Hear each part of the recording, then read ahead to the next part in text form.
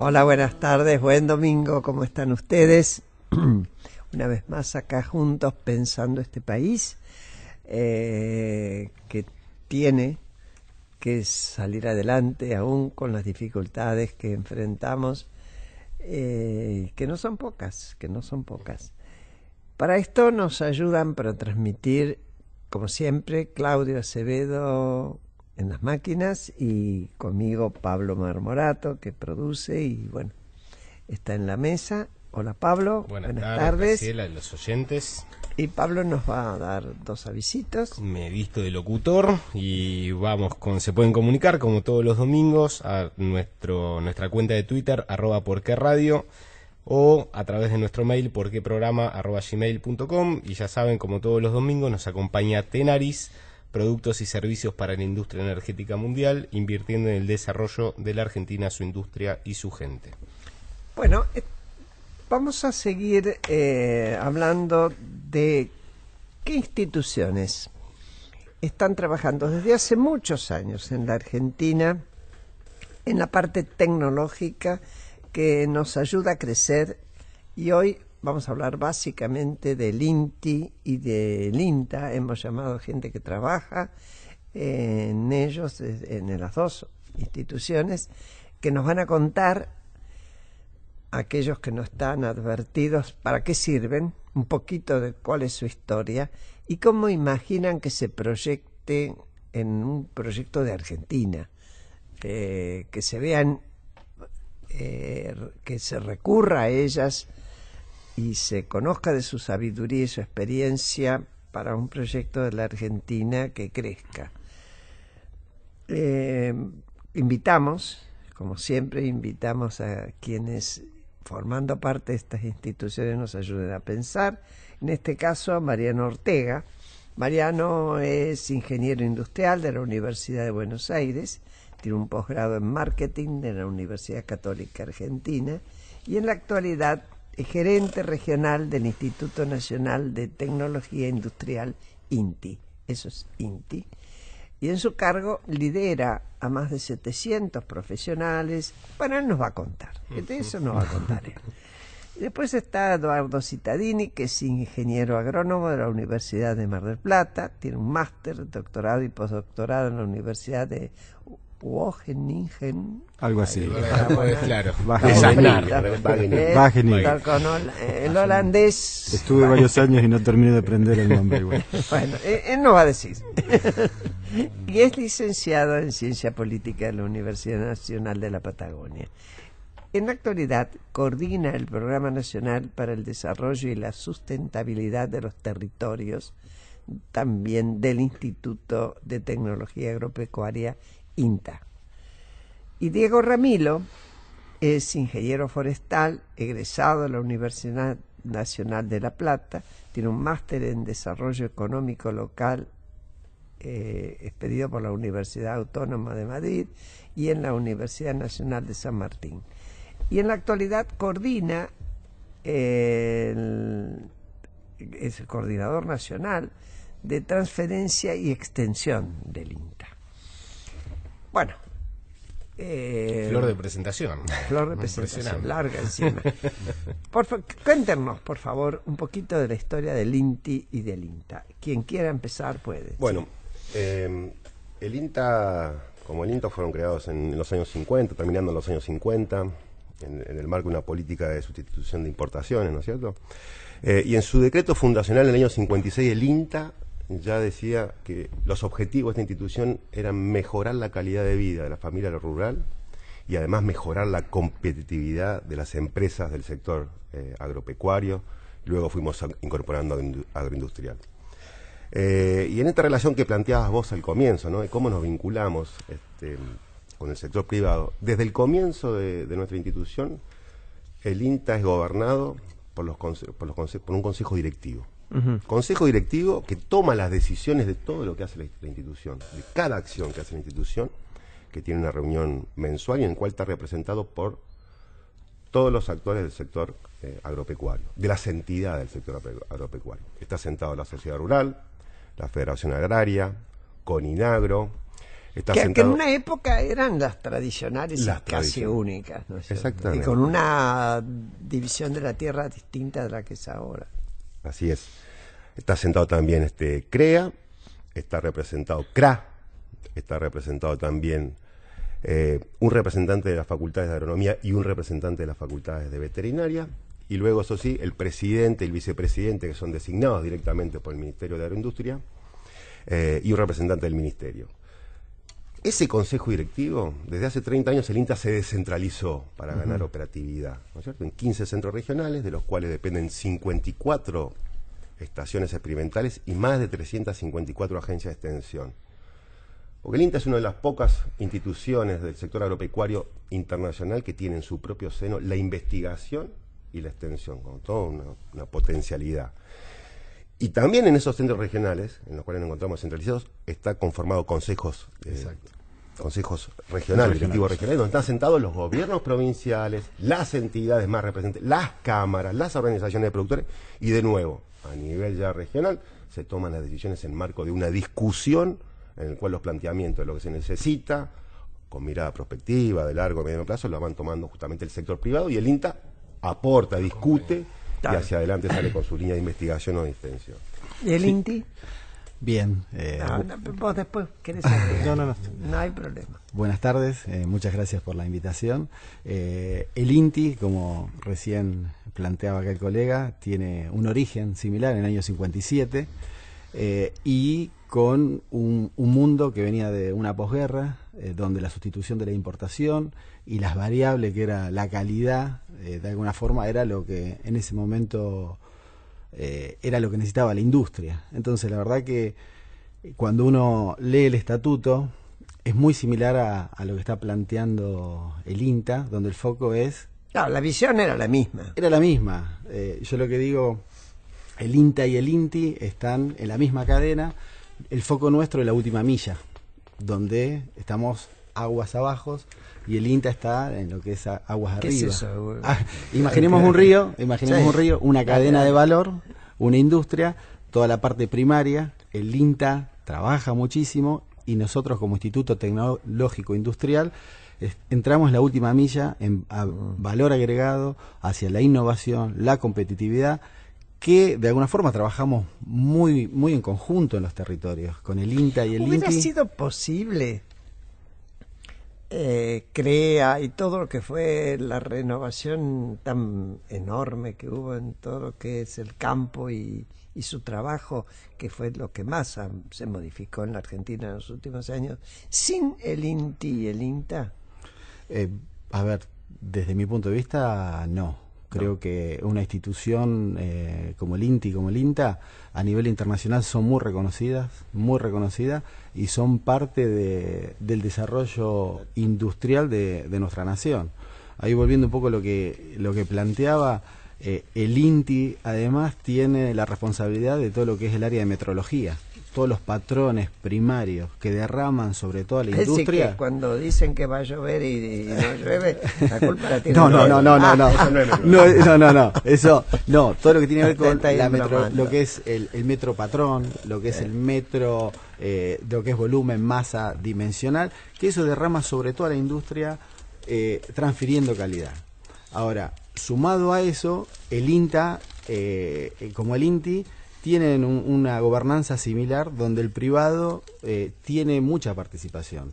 En el caso del INTI, a diferencia a lo mejor del INTA, tiene un consejo centralizado y después hay comité en cada uno de los centros que nosotros tenemos en el territorio. El INTI arrancó posterior al INTA en lo que es la descentralización. Hoy, como vos, Graciela, recién me presentabas, yo tengo a cargo en el interior 23 centros, que uno está en cada provincia, que son centros regionales, donde tiene un comité constituido, donde está la unión industrial, en aquellos casos que tenga preponderancia, en otros están las cámaras sectoriales. 23, ¿quiere decir que hay un distrito que no está en la ciudad? En la ciudad lo que tenemos es el Parque Tecnológico Migueletes, donde acá tenemos 29 centros que son sectoriales. Nosotros dividimos entre centros sectoriales, donde sectoriales son profundos, son verticales, donde está metalmecánica, biotecnología, logística, química, física, diseño industrial, agroalimentos, carnes, con lo cual tenemos la investigación de forma vertical. Y después lo que hacemos en el territorio, donde hay menos laboratorios, por una necesidad de inversión, donde está concentrada la inversión muchas veces acá en el Parque Tecnológico, si bien estos últimos 2 años el foco de las inversiones han sido hacia el interior, mirando las cadenas de valor, tenemos lo que es al lado de la industria. Entonces, nosotros como institución somos una herramienta tecnológica para el desarrollo industrial dentro del Ministerio de Producción, pero articulamos en todos los territorios con agroindustria, con el MinSit, con el Ministerio del Interior, en todo lo que tiene que ver con políticas públicas. Y la verdad que en esta experiencia que a mí en forma personal me está tocando, venía del sector trabajar en pymes, el foco nuestro es la pyme argentina, donde en el interior tiene muchas necesidades de agregar valor, de diferenciarse, de ir hacia la competitividad. Entonces, nosotros tenemos una función que es toda la parte metrológica, la calidad y hacia dónde vamos, que es la moneda de cambio que hoy necesita la pyme para poder salir a competir, es la innovación. Vos ibas a agregar algo, me parece, con lo que decía sobre el INTA, y en todo caso agrego, para quien sea, ¿cómo es la relación entre el INTI y el INTA?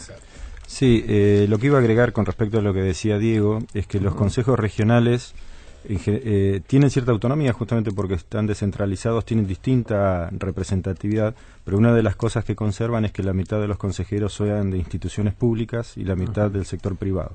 Es una alianza clave que se intenta fortalecer. Y después también hay consejos más locales, consejos asesores, ya no son decisores, pero sí asesores a nivel de estaciones experimentales y a nivel de agencias de extensión.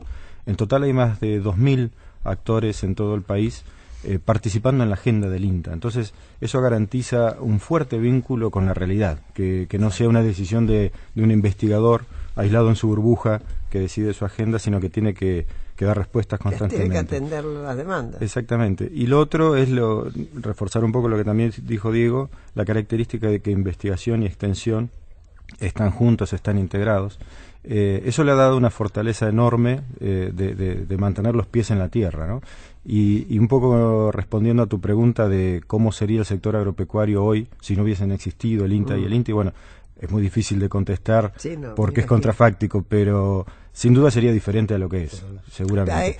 Vamos a ponerlo mejor, que no sea contrafáctico. No, está bien. ¿En qué punto fue útil que preexistieran?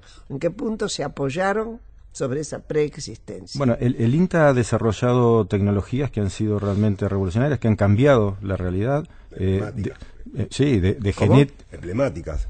La vacuna antrastosa. Es un desarrollo del INTA. Los comienzos de todo lo que es la investigación en siembra directa, en el cual la Argentina es líder a nivel internacional. En genética, el trigo, por ejemplo, el trigo, la genética de trigo es de INTA prácticamente en su totalidad. Y después muchas cuestiones más agronómicas que no son vendibles, pero que han cambiado la forma de producir. Esto es vendible, os decís, a nivel internacional, lo anterior. Sí, el arroz, por ejemplo, en Brasil también se produce el trigo desarrollado en Argentina. El arroz desarrollado en Concepción, por ejemplo, es el arroz más producido y comercializado en Brasil. O sea, un material nuestro se siembra en Brasil casi exclusivamente. ¿Qué se vende como el paquete tecnológico, digamos, la información también de cómo llevar ese tipo de materias primas, por ejemplo? En el caso del arroz es el royalty por la variedad. Bien. Hay que pagar un derecho por sembrar esa variedad. Además, bueno, en lo que es siembra directa, el INTA ha sido el precursor para el cambio sustancial de la forma de producir. ¿Por qué no explican qué es esto de siembra directa diferenciado de lo que sería siembra indirecta? Porque no sé si todos nuestros oyentes saben, porque una cosa es estar en el campo y otra es... Bueno, un poco hablando, como hablábamos más temprano, de los cambios que se dan tan rápido en la academia y en la tecnología. Cuando yo estudié en la facultad nos enseñaban que para sembrar primero que había que arar con un arado de rejas, roturar bien la tierra, dejar bien pulverizado todo, que no haya nada en superficie y recién ahí sembrado. Eso es desde el comienzo de la agricultura, ¿no? Hace claro, 10.000 años había que mover el suelo, ¿no? Y hace relativamente... Los famosos bueyes Exactamente. con el arado Y colgando. dar vuelta Dar lo vuelta más a la productivo que estaba abajo. Desde esa época, de hace algunos miles de años, hasta mediados de los 90, prácticamente fue así. Y ahí se empezó a desarrollar tecnología de siembra directa, que es no roturar el suelo, lo cual mejora las características físicas del suelo, pero también lleva la necesidad de aplicar herbicidas para controlar las malezas. Claro. Entonces ahí se desarrolló un paquete tecnológico con variedades fundamentalmente de soja, pero después otros cultivos que son resistentes a herbicidas y que permiten cerrar ese paquete tecnológico, que es una de las opciones. Hay muchas tecnologías que se han ido desarrollando. Hay un tiempo que se gana, que es el de no rotular.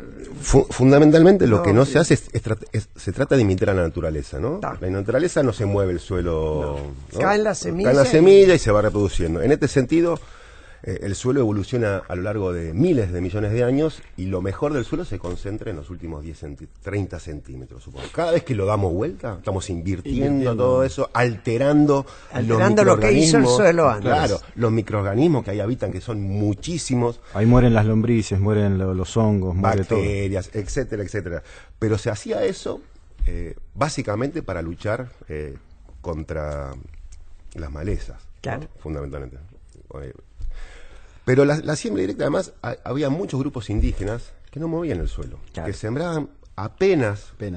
Moviendo una superficie muy pequeña y ahí ponían la semilla. La siembra directa imita esto, o sea, realmente es un disco que abre y va dejando en el suelo y va dejando la semilla y la tapa.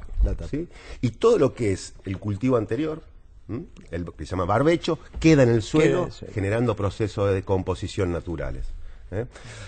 Y no necesariamente se utiliza herbicida en la siembra directa, se pueden utilizar otras medidas que tienen que ser. Siempre la vida de la siembra directa es el trabajo con cobertura, o sea, todo lo que es el material precesor que va a quedar en el terreno, que va a impedir que salgan por lo menos esas malezas en el nacimiento que tiene el cultivo para que no compitan. Pero se puede hacer con distintos medios, volcando ese material, manejando el tiempo con heladas, por ejemplo, que secan los cultivos. Y la mirás a Mariano porque decís, usted esa parte. No, y me parece que es o sea, hay sectores donde trabajamos en conjunto y hay otros que son propios de cada una de las instituciones. Pero el ejemplo que está surgiendo acá en la mesa, que es el sector que nosotros lo definimos máquinas agrícolas dentro de nuestra institución, trabajamos en conjunto porque todo ese cambio tecnológico impacta en un sector metalmecánico que produce sembradoras, pulverizadoras, tractores, y ahí es donde entra nuestra institución. Yo digo siempre que la avenida del medio entre Córdoba y Santa Fe y el noroeste de la provincia de Buenos Aires es donde está concentrado fuertemente las fábricas metalmecánica, y ahí nosotros como institución trabajamos al lado de la gremial empresaria, al lado de las cámaras, donde ellos nos dicen sus necesidades, como recién estaban planteando, y empezamos a trabajar en mejora de productividad en la fábrica, mejora de eficiencia energética, materiales compuestos, todo lo que tiene que ver con la electrónica para que... En la fábrica de lo que es la metalmecánica. La pymes. Pongamos el ejemplo de Marco Juárez, Armstrong, Las Parejas, Casilda, Villa Las Rosas. Entonces, ahí nosotros como institución le damos servicio a la pequeña y mediana empresa, y la verdad que si bien hoy hay una situación compleja en nuestro país, que nadie escapa de eso, ahí en estas ciudades hay demanda de trabajo, hay demanda de profesionales. ¿Por qué? Porque fue un sector pujante a través de lo que es la siembra directa, y cuando se vende esta tecnología, como es a lo mejor a Sudáfrica, que es un mercado en el que nosotros como país vendemos el paquete tecnológico con el equipo de INTA que está en Marco Juárez. ¿Van bien profesionales? Tenemos profesionales por todos lados. Por todos lados. El caso que está mencionando él de Sudáfrica es uno de los casos, pero también tenemos acciones de cooperación a partir de Cancillería en casi todos los países de América Latina, por ejemplo.